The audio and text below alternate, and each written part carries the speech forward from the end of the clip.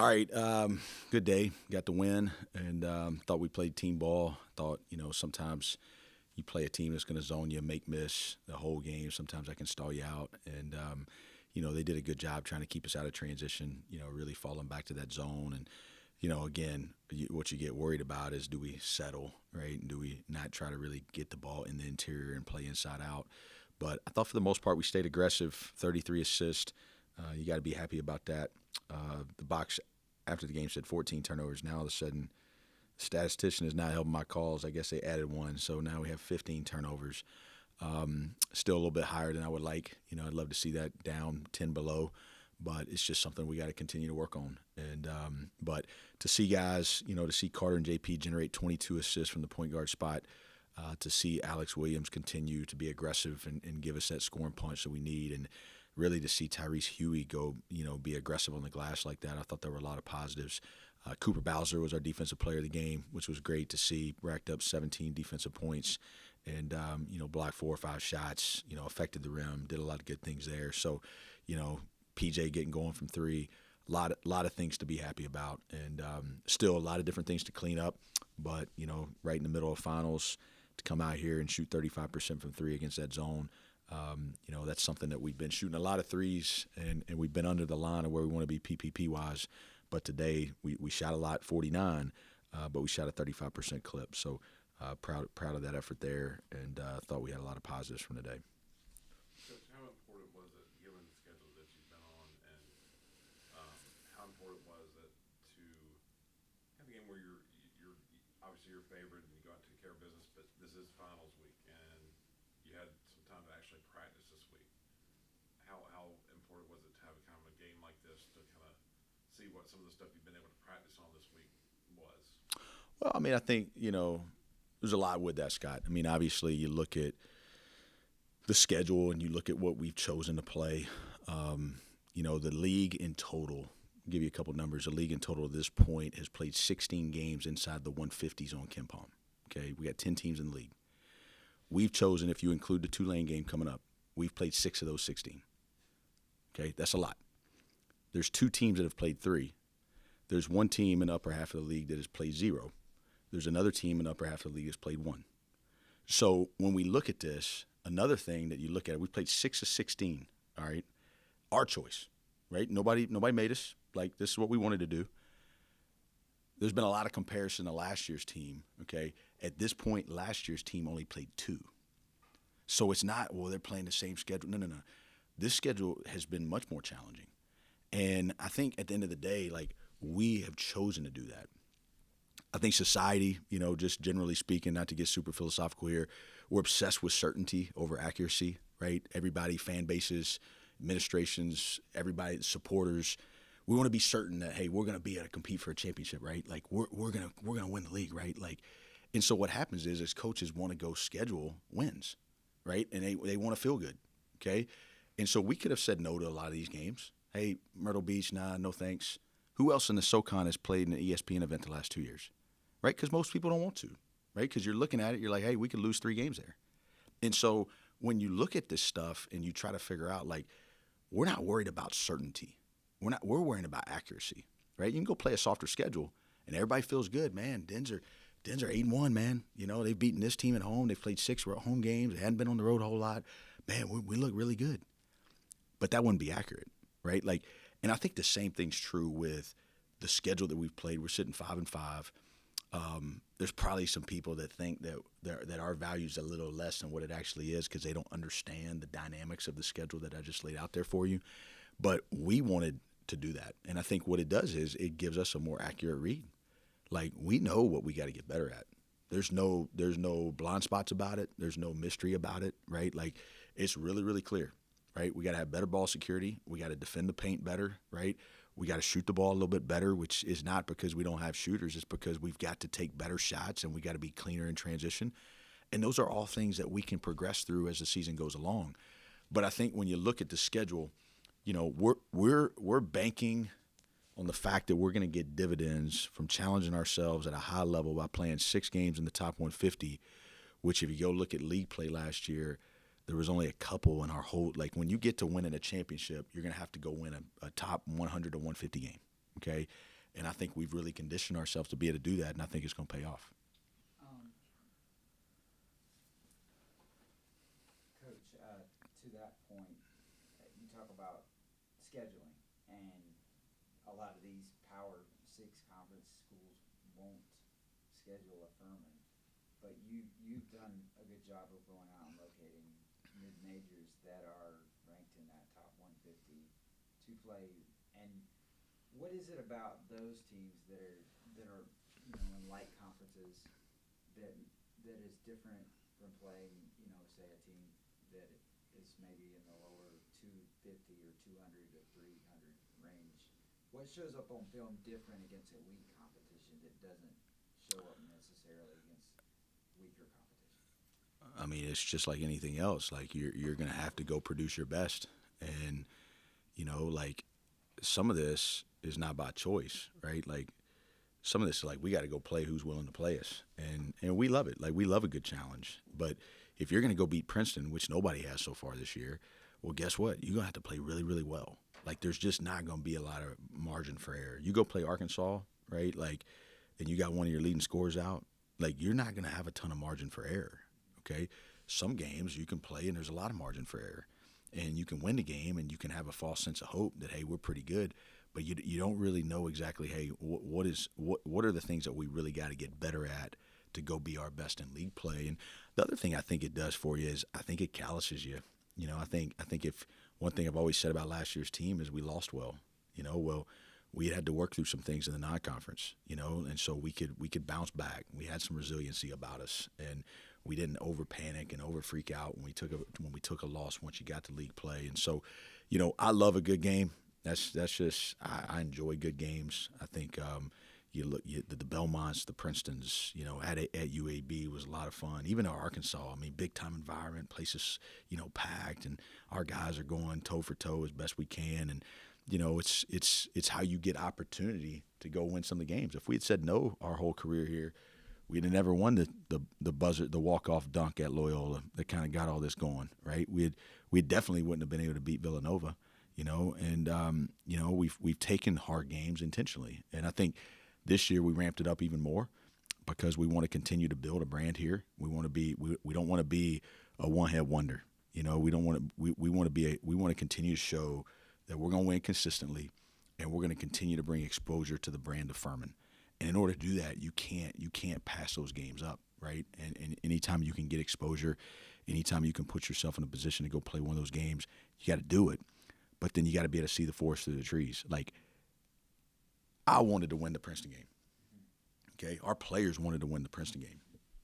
We didn't, okay? But that doesn't mean we didn't get better, right? Like, we got better defensively in that game, okay? We did. Like, you can clearly see it. We're up 11, right? Our guys are fighting. We're getting better.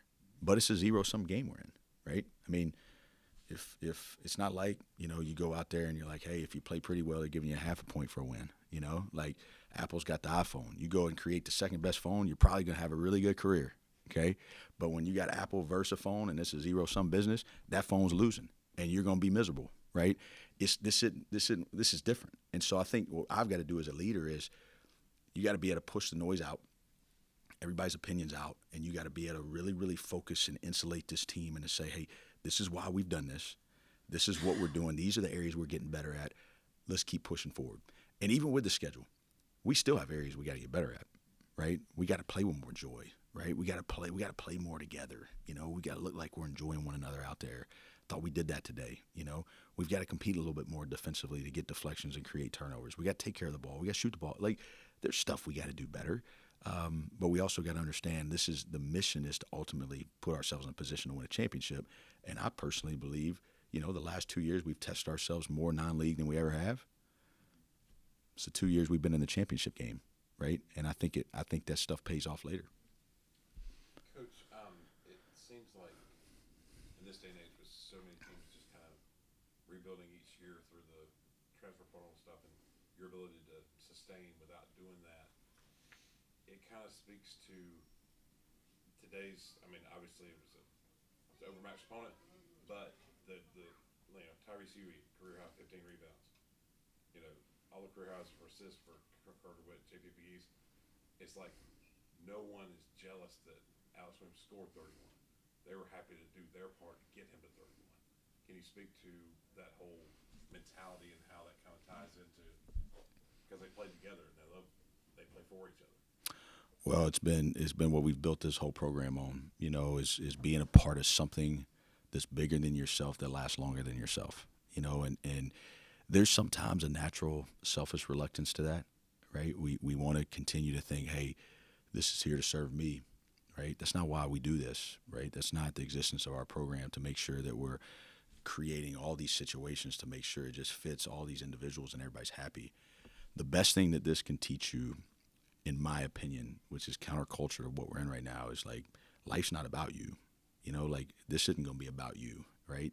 And I think when you look back on the successful players we've had, I mean, even as recent as Mike and Slaw, they both. I mean, they'd be the first to tell you, like, this isn't about me. Like, this isn't. I never last year had to deal with those two trying to figure out, well, I'm not getting enough shots, right? Well, Mike's shooting more than me, right? Or Slauson shooting more. Like, they got to a point where it was all about abandonment of self and embracing team.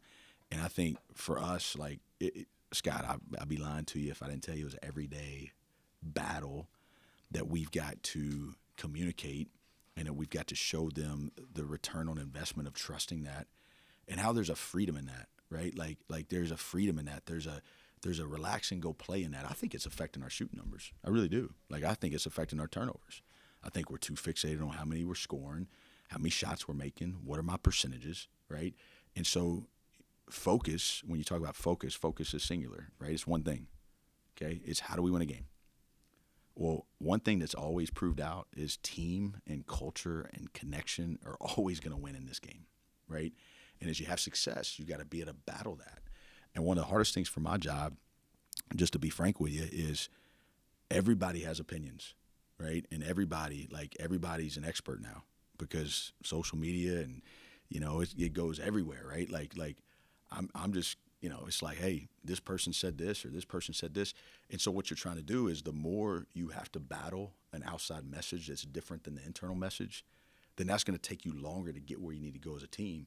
And I think that's what really helped last year. Like, last year we had some noise early, for sure, right? Is Slaw going to be an NBA player? Is Mike going to be an NBA player?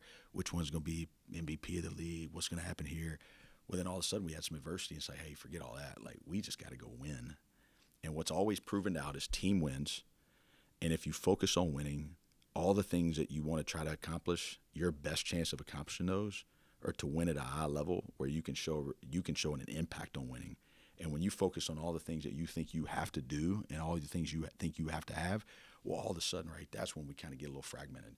And I think we've I wouldn't say we've struggled with that, but like, we got to play this game to enjoy the game and to play for one another. And I'll be honest with you. I know I'm kind of going off on this, but it's a huge deal. Like, I stayed up for every second of that football game last night, and my heart breaks for those guys, Clay and Tyler, and just how they led, and Roper and Dwayne. Dwayne and I got here like the same time, and like, what I felt, my wife asked me, she's like, you staying up? Y'all got to play tomorrow? And I'm like, hey, as long as they're in this thing, I'm staying up. I got a feeling they're going to win this thing. And what you could really get from the TV, it made me a little envious of last year, our team.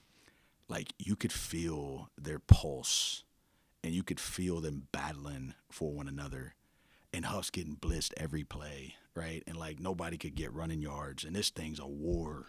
And then all of a sudden, boom, we're up one.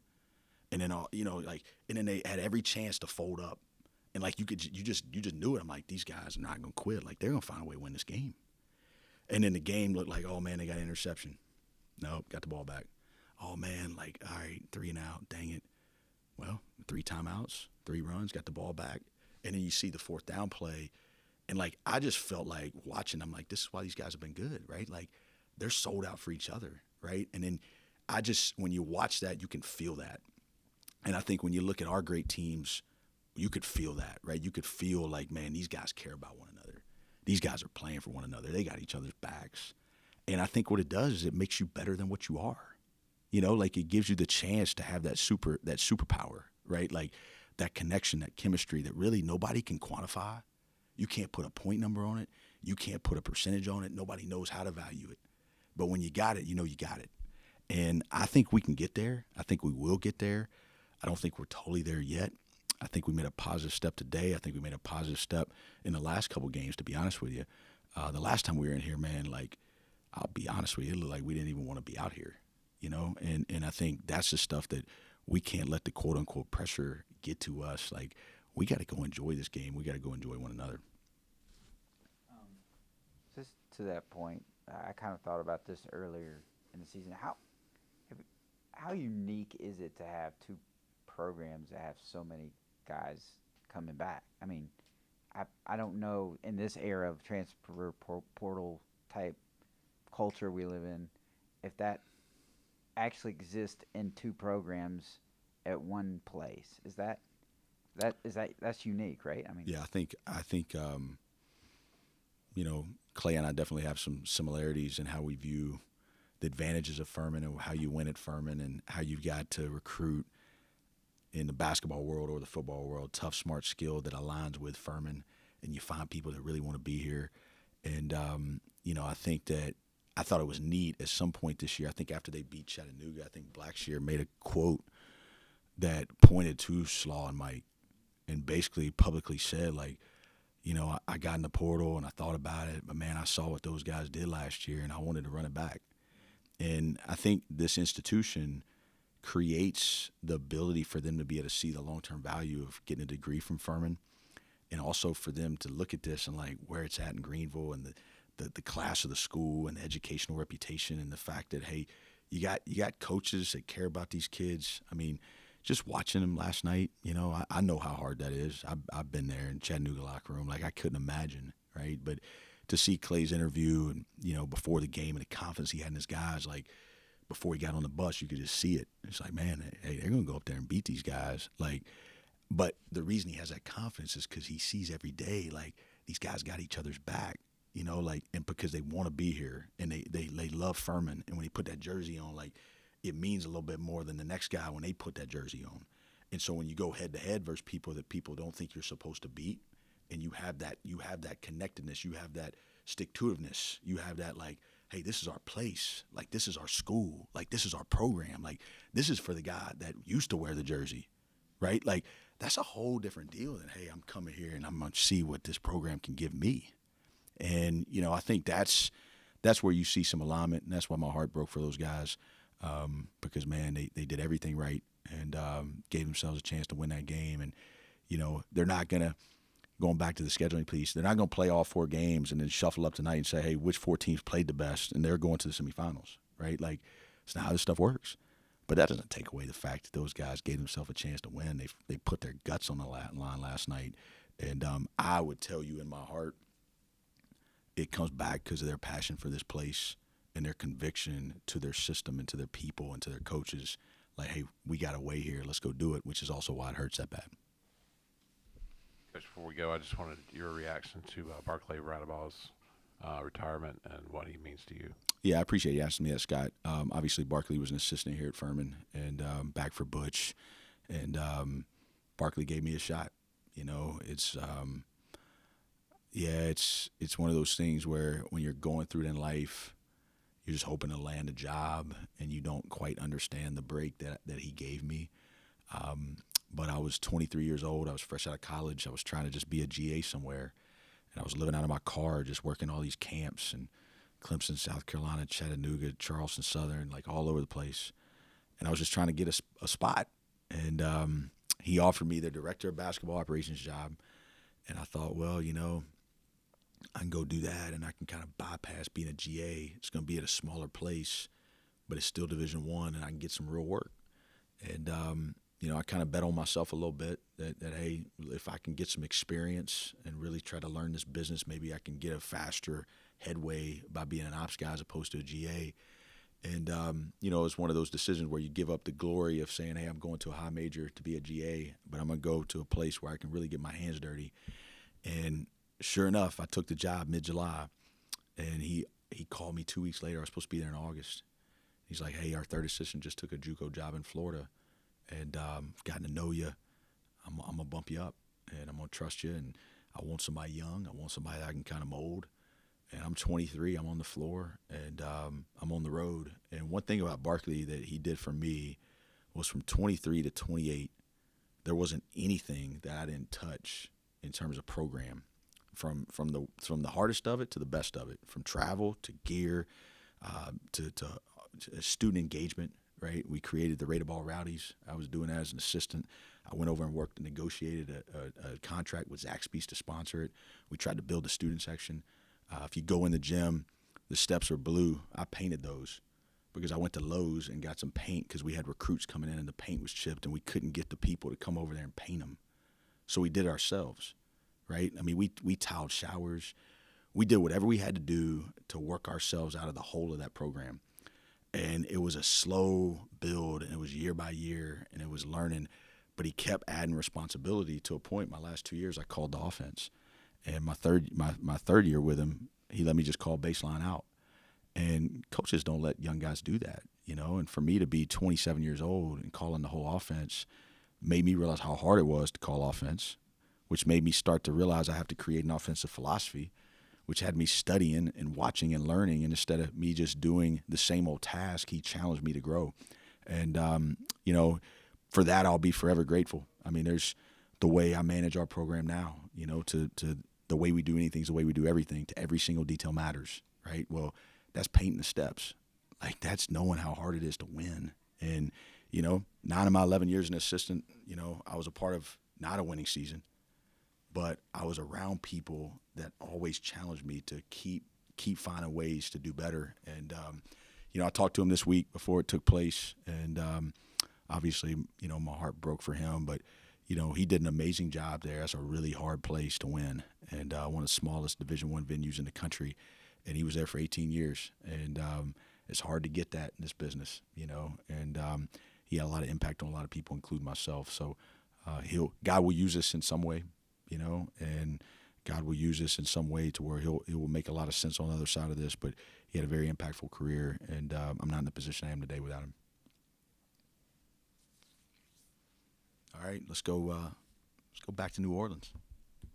Good team, really good team. But my dad went to med school at New Orleans. I was born when he was at med school at Tulane, and so you know, obviously it was publicized he passed 2 years ago, and you know, I get to go back to where I was born and where he was in med school at. So gonna be a little bittersweet there, but we'll get some good food.